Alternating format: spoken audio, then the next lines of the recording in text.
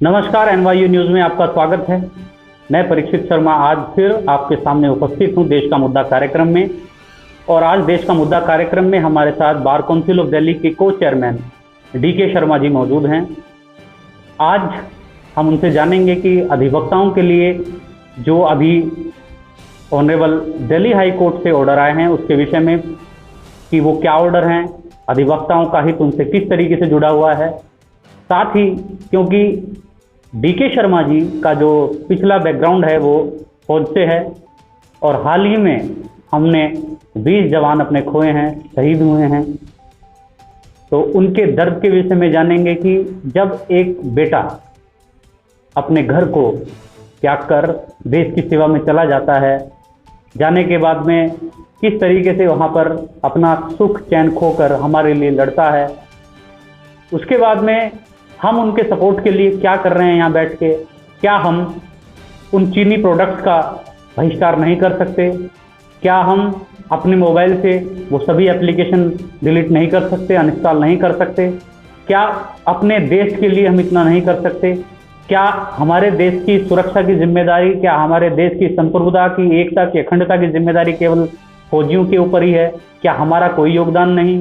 क्या केवल हम अपने मनोरंजन के लिए एक छोटी सी एप्लीकेशन जो हमें कहीं ना कहीं नुकसान पहुंचा रही है इनडायरेक्टली हमारे देश की संप्रभुता को, उसको हम डिलीट नहीं कर सकते? इस मुद्दे पर चर्चा और बातचीत करने के लिए आज हमारे साथ बार काउंसिल ऑफ दिल्ली के को चेयरमैन श्री देवेंद्र कुमार शर्मा DK शर्मा जी मौजूद हैं। सर, आपका बहुत बहुत स्वागत है हमारे कार्यक्रम में। धन्यवाद परीक्षित जी। सर, मैं जानना चाहूँगा सबसे पहले तो कि जो, क्योंकि आप फौजी रहे हैं सबसे पहले, वकालत का तो दूसरा आपकी पारी है इस वकालत के पेशे में। जिस समय हमारे जो देश के वीर जवान हैं वीरगति को प्राप्त हो जाते हैं अपने देश के लिए लड़ते हुए, तो उनके माँ बाप, उनके परिवारजन जो इस समय टीवियों में भी आप देख रहे होंगे, मेरा तो गला भर आता है इस बात को कहते हुए भी कि क्या गुजर रही होगी सर उनके ऊपर।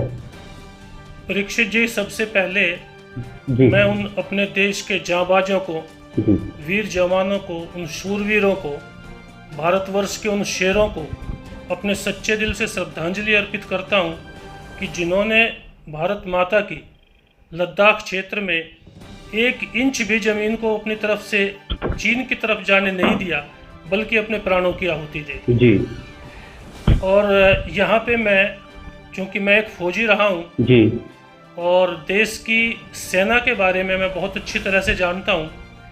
हमारे देश का सबसे बड़ा गौरव हमारी देश की सेना है। जी, सेना सब कई प्रकार से होती है।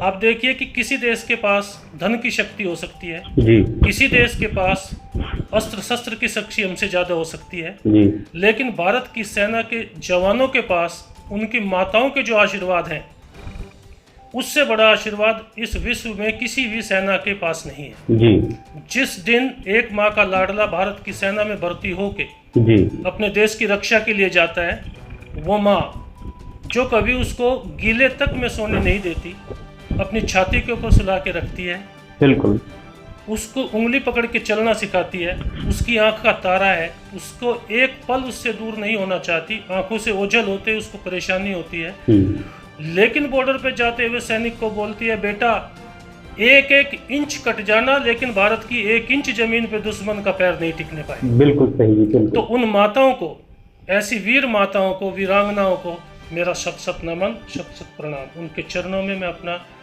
प्रणाम अर्पित करता हूँ। जी सर, उन परिवारों के ऊपर क्या गुजरती है, बिल्कुल जी, ये प्रैक्टिकल रूप से मैंने बहुत नज़दीक से देखा है। जी, मैं आपको ये बताना चाहता हूँ कि 12 महीने में, 1 वर्ष के 12 महीने में फौजी होने के बाद में केवल 2 महीने अपने परिवार के साथ, जिनको हम यहाँ पे अपना परिवार, माँ बाप, भाई बहन कहते हैं, जी, वहाँ पे रहते हैं, और 10 महीने हमारा परिवार, हमारी बटालियन, हमारी यूनिट, हमारा संस्थान जिसमें हम रहते हैं वो रहते हैं। जी, तो उस परिवार में सबसे पहला, अगर कोई वीरगति को प्राप्त होता है तो उस परिवार के लिए एक सबसे पहले जितना दुख उस परिवार को होता है, उसके बाद इस परिवार में दुख आता है।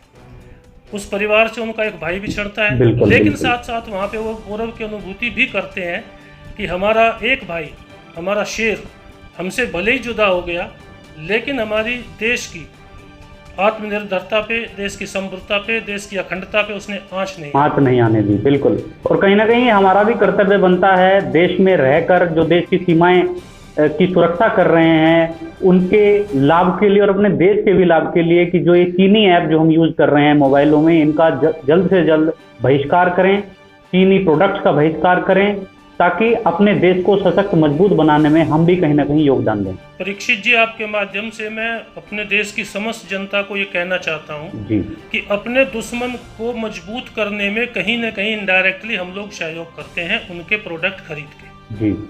अगर हम विशेष रूप से, जैसे कि आज चीन के प्रोडक्ट्स भारत में हैं, 40-50% प्रोडक्ट्स को हम लोग यूज करते हैं, वो हमारा पैसा लेके हमारे ही खिलाफ हथियार बनाते हैं और हमारे ही खिलाफ उनको यूज करते हैं। अगर हम उनका आर्थिक रूप से बहिष्कार करें, उनके प्रोडक्ट्स ना खरीदें, तो उनको एक इतना आघात पहुंचेगा, उनकी समरसता, उनकी आर्थिक व्यवस्था कमजोर होगी, निश्चित रूप से उनकी कमर टूट जाएगी। भारत का हर नागरिक एक सैनिक है। बिल्कुल। जो सेना को हम 3 प्रकार से कहते हैं, आर्मी, नेवी, एयरफोर्स, वो केवल यूनिफॉर्म पहन के वहाँ पे रक्षा करती है, लेकिन हर नागरिक पीछे से मैं मानता हूँ कि सैनिक है। अगर वो सैनिक अपना कर्तव्य निभाए तो भारत माता की तरफ कोई आंख उठा के देखने की हिम्मत नहीं कर सकता। बिल्कुल, आपने सटीक बात कही है और इस बात को पूरे देश को समझना होगा कि किस तरीके से हम एक अपने स्थान पर बैठकर, घर में रहकर भी देश की सेवा कर सकते हैं, देश की सुरक्षा कर सकते हैं, कहीं ना कहीं उन चीजों का बहिष्कार करके जो देश के ऊपर इनडायरेक्टली दुर्व्यवहार करती हैं, इनडायरेक्टली आघात करती हैं, उन चीजों का हमें बहिष्कार कर देना चाहिए। अब मैं दूसरी खबर की तरफ आता हूं।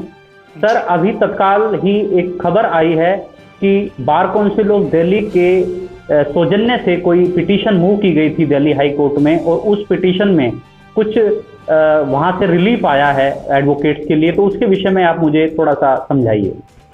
परीक्षित जी, बार काउंसिल ऑफ दिल्ली, जैसे कि आपको ज्ञात है कि इस बार जो बार काउंसिल ऑफ दिल्ली में टीम आई है जी, उस टीम का हर सदस्य, पूरी बार काउंसिल, हमारे जितने वकील भाई हैं, सबके वेलफेयर के लिए वचनबद्ध है, प्रतिबद्ध है, कटिबद्ध है। उसको ही ध्यान में रखते हुए सबसे पहले हमने सरकार से बहुत प्रयास करने के बाद दिल्ली सरकार से 50 करोड़ रुपए की सहायता राशि के रूप में एक chief minister advocate welfare fund उनसे निर्धारित करवाया। और वन और अनादर रीजन पिछली साल का फंड किसी भी कारणों से हमें प्राप्त नहीं हो पाया, तो हमने एक पिटीशन डाली। उस पिटीशन में दिल्ली सरकार ने हमें आश्वासन दिया कि आपको जितने भी पैसे की जरूरत होगी पैसा दिया जाएगा, पैसे की हमारे पास कोई कमी नहीं होगी। उन्होंने हमसे स्कीम के बारे में बात की, तो हमने बताया कि सबसे पहले हमारे वकीलों को मेडिकल इंश्योरेंस और टर्म इंश्योरेंस की आवश्यकता है, क्योंकि ये एक ऐसा अनऑर्गेनाइज्ड सेक्टर है जिसके बारे में कभी सरकार ने हमेशा उपेक्षा की है और वकीलों के हित की तरफ कभी कोई ध्यान दिया नहीं। बिल्कुल। तो हमने जब इंश्योरेंस स्कीम की बात की तो हमारे इस बात पे सहमति हुई कि हम वकीलों के लिए उनकी एक न्यूक्लियर फैमिली, यानी कि वकील के स्पाउस और उनके 2 बच्चे, प्राइमा फेसा ये, और अदरवाइज कोई चाहेंगे तो उनके पेरेंट्स वगैरह, 4 मेंबर्स तक के लिए 5 लाख रुपए प्रति वर्ष का मेडिक्लेम और 10 लाख रुपए टर्म इंश्योरेंस एक्सीडेंटल बीमा के लिए हमारा अप्रूव हुआ। उसके बाद में दिल्ली गवर्नमेंट ने एप्लीकेशन इनवाइट की। उस एप्लीकेशंस में एक कंडीशन उन्होंने ऐसी लगाई कि जो व्यक्ति दिल्ली का वोटर है विधानसभा का, ये स्कीम उन पर ही लागू होगी जो दिल्ली से बाहर रहते हैं एनसीआर क्षेत्र में, लेकिन दिल्ली के वोटर नहीं है, उन पर लागू नहीं होगी। तो पहला हमने उनको चिट्ठियां लिखी, लेटर्स किए कि आप लोग इसको डिस्क्रिमिनेट नहीं कर सकते, ये एड बार काउंसिल ऑफ दिल्ली के लिए है, बार काउंसिल ऑफ दिल्ली का जो भी मेंबर है ये उसके लिए एप्लीकेबल होगी, उसके लिए आप नहीं बल्कि हम निर्धारित। बिल्कुल बिल्कुल जी। हमने उनको ये भी बताया कि एनसीआर क्यों बनाया गया था। 1985 का एक एक्ट है जिसमें दिल्ली के डीकंजेस्ट करने के लिए उनको ये फैसिलिटी दी गई कि लोग बाग इसको आसपास के क्षेत्र में, जैसे कि गाजियाबाद है, नोएडा है, फरीदाबाद, गुड़गांव, इन क्षेत्रों में अगर कोई अपना निवास करेगा तो वो लोग इसके माने जाएंगे दिल्ली के ही फॉर ऑल प्रैक्टिकल पर्पस कि दिल्ली के रेजिडेंट हैं। This is only to decongest the Delhi population. लेकिन उन्होंने यहाँ पे for their own reasons best known to them उन लोगों को उस स्कीम में शामिल नहीं किया, तो उसका हमारा एक प्रयास है, हमने उसके ऊपर भी काम कर रहे हैं। संभवतः नहीं 99%, 1000% रादर हम कह सकते हैं, आश्वस्त करते हैं अपनी लीगल फ्रेटर्निटी को, वो लोग भी इसमें शामिल होंगे। बहुत सुंदर जी। और जब इन लोगों ने मेडिकल इंश्योरेंस के लिए नाम लिए, कुछ नामों की स्क्रूटनी हुई जो मेंबर्स थे, उसके लिए उन्होंने ठंडे बस्ते में डाल दिया। कोई टेंडर नहीं किया, किसी इंश्योरेंस कंपनी से उनकी टेंडर लेने के बाद में स्कीम लागू नहीं की। तो जब ये पड़े 4-6 महीने हो गए, हमारे सारे प्रयास निष्फल दिखाई दिए, तो हमने Delhi high court, honourable Delhi high court में एक पिटीशन फाइल की। उस पिटीशन में आज ही 1-1.25 घंटे की वेहीमेंटली आर्गूमेंट्स के बाद हाई कोर्ट ने उनको बहुत स्ट्रिक्टली कह दिया कि 1 हफ्ते के अंदर अंदर आप टेंडर कीजिए और इसकी स्कीम्स को आगे बढ़ाइए, ये अनिश्चित काल के लिए पेंडिंग नहीं रखी जा सकती। जी। तो हमारे सभी वकील भाइयों के लिए आज का बिल्कुल, आज का दिन बहुत ही बड़ा दिन वकील भाइयों के लिए है कि कहीं ना कहीं जो 50 करोड़ की योजना को दिल्ली सरकार दबाए बैठी थी, उसको हमारे बार काउंसिल ऑफ दिल्ली के सभी सदस्यों ने मिलकर किस तरीके से आगे फॉरवर्ड किया। और को चेयरमैन DK शर्मा जी आपको बता रहे हैं कि किस तरीके से उन्होंने आर्गूमेंट करके दिल्ली हाई कोर्ट में और वहां से बिल्कुल स्ट्रिक्ट ऑर्डर दिल्ली सरकार को दिलवाए हैं। जी सर, और कुछ बताना चाहेंगे इसके विषय में? बार काउंसिल ऑफ दिल्ली पूरी तत्परता से, पूरे एकाग्रता से और as a dedicated unit, entire bar council, each member of the bar council very dedicatedly is committed to the welfare of advocates.